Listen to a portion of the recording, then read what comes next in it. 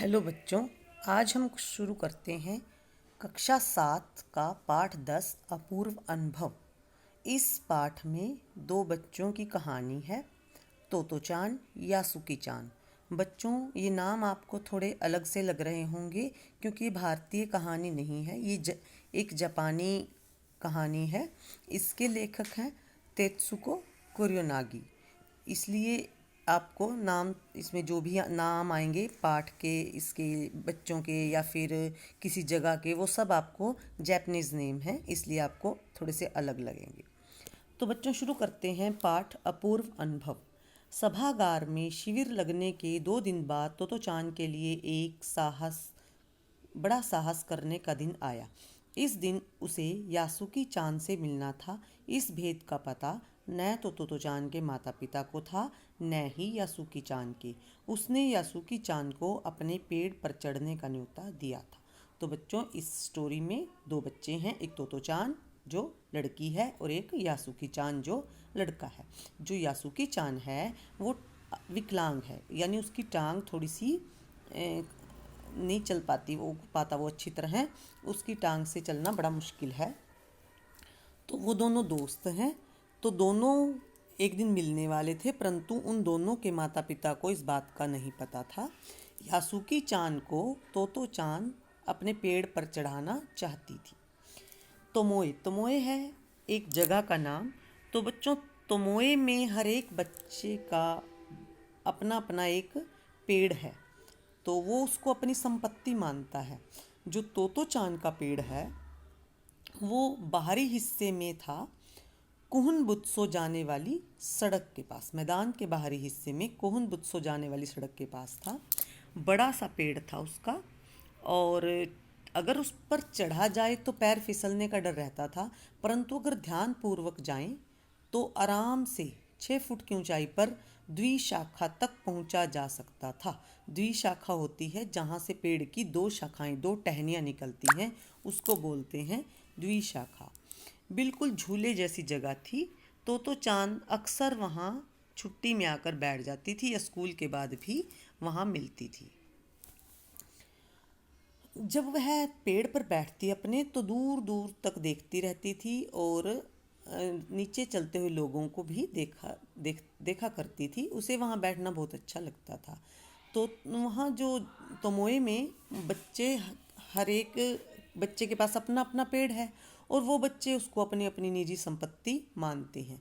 अगर किसी बच्चे को किसी दूसरे के पेड़ पर चढ़ना हो तो पहले उससे बड़ी शिष्टता से, माफ़ कीजिए क्या मैं अंदर आऊं, ऐसा पूछना पड़ता था, तब वो दूसरे के पेड़ पर चढ़ता था। यासुकी चान को पोलियो था, यानी उसकी टांग खराब थी, इसलिए वह किसी के पेड़ पर चढ़ नहीं पाता था और न ही किसी पेड़ को अपनी निजी संपत्ति मानता था। इसलिए तोतो चान ने उसको अपने पेड़ पर चढ़ने का निमंत्रण दिया। पर यह बात किसी को उसने बताई नहीं, क्योंकि अगर वो बताती तो बड़े लोग उसको जरूर डांटते, यानी माता पिता से उसको डांट सुननी पड़ती कि कहीं यासुकी चान गिर न जाए। तो घर से निकलते समय तोतो चान ने माँ से कहा कि यासुकी चान के घर डेडेन चोफू जा रही। डेडेन चोफू भी एक जगह का नाम है, वहाँ जा रही है। इसलिए क्योंकि वह झूठ बोल रही थी, इसलिए उसने अपनी माँ की आंखों में नहीं देखा, नहीं तो माँ उसका झूठ पहचान लेती। वह अपने जूते के फीते बांधने में ही लगी रही। तो रॉकी उसके पीछे पीछे आया स्टेशन तक, परंतु रॉकी को उसने सच बता दिया कि मैं यासुकी चान को अपने पेड़ पर चढ़ाने जा रही हूँ। तो तोतो चान स्कूल पहुंची तो रेल पास उसके गले के आसपास हवा में उड़ रहा था। यासुकी चान उसे क्यारियों के पास बैठा मिला। गर्मी की छुट्टियों के कारण सब सूना था। यासुकी चान उससे 1 साल बड़ा था, परंतु तोतो चान को वह बहुत बड़ा लगता था। जैसे ही यासुकी चान ने तोतो चान को देखा, वह अपना पैर घसीटता हुआ, यानी क्योंकि पोलियो था वो अच्छी तरह नहीं चल पाता था, उसकी ओर गया। तो तोतो चान, दोनों वो मिले, तोतो चान और वो यासुकी चान। तो ऐसा कुछ वो दोनों करने वाले थे जिसका किसी को भी कुछ नहीं पता। दोनों हंसने लगे, यासुकी चान भी और तोतो चान भी। उसके बाद तोतो चान यासुकी चान को अपने पेड़ की तरफ ले गई और उसके बाद वह चौकीदार के छप्पर की ओर, यानी जहाँ वो चौकीदार रहता था वहाँ भागी और वहाँ से एक सीढ़ी खींच कर, घसीटती हुई मतलब खींच कर ले आई। उसको पेड़ के सहारे उसने खड़ा किया जिससे वह द्विशाखा तक पहुँच जाए। वह कुर्सी से ऊपर चढ़ी और सीढ़ी के किनारे को पकड़ लिया। तब उसने पुकारा, किसको पुकारा? यासुकी चान को, और कहा कि अब ऊपर चढ़ने की कोशिश करो। परंतु यासुकी चान के पैर इतने कमज़ोर थे कि वह पहली सीढ़ी पर भी बिना सहारे के नहीं चढ़ पाया। इस पर तोतो चान नीचे उतरी और यासुकी चान को पीछे से धकियाने लगी। धकियाने का मतलब धक्का दिया। पर तोतो चान छोटी थी और बिल्कुल नाजुक थी, कोमल सी थी। इससे ज़्यादा सहायता वो बेचारी क्या करती। यासुकी चान ने अपने पैर पीछे हटा लिए और हताशा से मतलब निराशा से सिर झुकाकर खड़ा हो गया। तोतो चान को पहली बार लगा कि इतना आसान काम नहीं है, अब वह क्या करे। वह दिल से चाहती थी, हार्दिक इच्छा थी, मतलब दिल से चाहती थी कि यासुकी चान उसके पेड़ पर चढ़े। तो यासुकी चान भी उत्साहित था पेड़ पर चढ़ने के लिए। उसका लटका सा चेहरा इतना उदास था कि तोतो चान को उसको हंसाने के लिए गाल फुलाकर तरह तरह के चेहरे बनाने पड़े। फिर उसको याद आया। उसने कहा, ठहरो यासुकी चान, मुझे एक बात सूझी है। बात सूझी है मतलब एक उपाय मिल गया है। वह चौकीदार के छप्पर की ओर दौड़ी और हर एक चीज़ उलट पलट कर देखने लगी। आखिर उसे एक तिपाई सीढ़ी मिल गई। तिपाई सीढ़ी होती है जिसके 3 पैर होते हैं, जिसे पकड़े रहने की भी आवश्यकता नहीं थी। वह तिपाई सीढ़ी घसीट कर ले आई और अपनी शक्ति पर हैरान होने लगी, क्योंकि वो छोटी थी, सीढ़ी काफ़ी बड़ी थी। तो उसने बड़ी बहन की आवाज़ में कहा यासुकी चान को कि देखो, डरना मत, अब यह डगमगाएगी नहीं, यानी अब यह हिलेगी नहीं और आप नीचे नहीं गिरोगे। यासुकी चान ने घबरा कर तिपाई सीढ़ी और पसीने से तरबतर तोतो चान की ओर देखा। उसे भी काफ़ी पसीना आ रहा था। उसने पेड़ की ओर देखा और तब निश्चय के साथ पांव उठाकर पहली सीढ़ी पर रखा। यानी पहले वो घबरा रहा था, परंतु बाद में उसने निश्चय कर लिया कि मैं तो चढ़ूँगा और कोशिश करने लगा। उन दोनों को यह बिल्कुल भी न पता चला कि कितना समय यासुकी चान को ऊपर तक चढ़ने में लगा। सूरज का ताप उन दोनों पर पड़ रहा थी, गर्मी बहुत ज़्यादा थी, दोनों पर धूप आ रही थी। तो दोनों ही अपने काम में व्यस्त थे पेड़ पर चढ़ने के। तो चान उसकी मदद कर रही थी, तो यासुकी चान भी अपनी पूरी शक्ति लगा रहा था और अंत में वह ऊपर पहुंच गया। किस पर पहुंच गया वो? तिपाई सीढ़ी पर। हुर्रे! पर उसे अचानक सारी मेहनत बेकार लगने लगी। हुर्रे मतलब ये है प्रसन्नता सूचक शब्द। उसको सारी मेहनत बेकार इसलिए लगने लगी क्योंकि अब वो सीढ़ी पर तो चढ़ गया, पर छलांग लगाकर वो वहाँ तक तो नहीं बैठ सकता, द्विशाखा तक नहीं पहुँच सकता था। तो चांद तो द्विशाखा तक पहुँच गई, पर यासुकी चान ने बहुत कोशिश की, परंतु वो द्विशाखा तक नहीं पहुँच पाया। यासुकी चान सीढ़ी थामे तोतो चान की ओर ताकने लगा।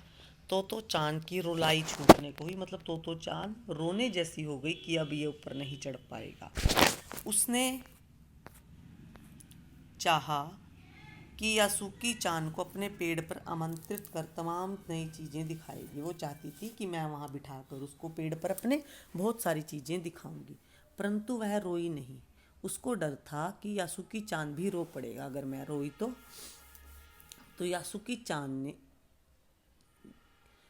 चान की पोलियों से पिचकी और अकड़ी उंगलियों वाला हाथ उसने अपने हाथ में लिया और उसका हाथ वो थामे रही और बोली, तुम लेट जाओ, मैं तुम्हें खींचने की कोशिश करती हूँ। उस समय द्विशाखा पर खड़ी तोतो चान यासुकी चान को पेड़ की ओर खींचते। अगर कोई बड़ा देख लेता तो डर के मारे चीख उठता।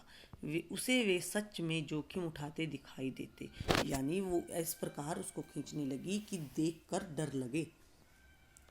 परंतु तोतो चान को अपने ऊपर भी भरोसा था और यासुकी चान को भी भरोसा था। उसने पूरी ताकत से नन्हे नन्हे यानी छोटे छोटे हाथों से उसको खींचा।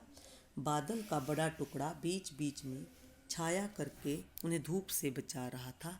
काफ़ी मेहनत के बाद वो द्विशाखा पर चढ़ गए। बहुत सा पसीने से बिल्कुल लथपथ वो दोनों हो रहे थे, परंतु खुशी से उनके चेहरे खिल रहे थे। तो चांद ने कहा यासुकी चांद को कि आओ, मेरे पेड़ पर तुम्हारा स्वागत है। यासुकी चांद डाल के सहारे खड़ा था, थोड़ा मुस्कुराया। उसने पूछा, क्या मैं अंदर आ सकता हूँ? उस दिन यासुकी चांद ने दुनिया की नई झलक देखी, जिसे उसने पहले कभी नहीं देखा था। तो ऐसा होता है पेड़ पर चढ़ना, यासुकी चांद ने खुश होते हुए कहा।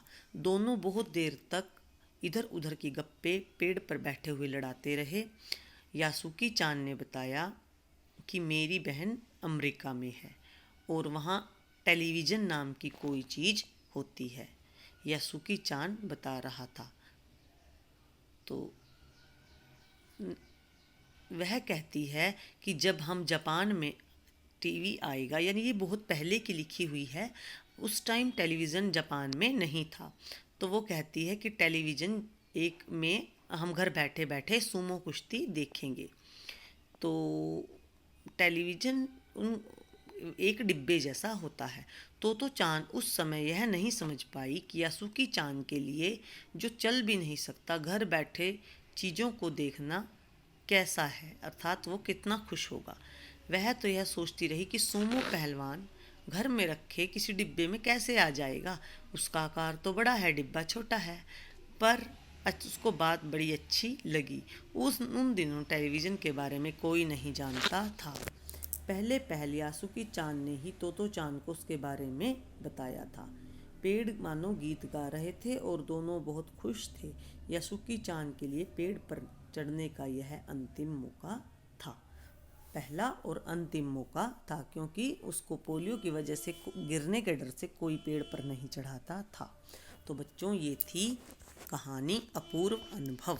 इसमें दो बच्चों की मेहनत का दिखाया गया है कि बच्चों ने कैसे मेहनत करके अंत में वो सफलता पा ही जाते हैं।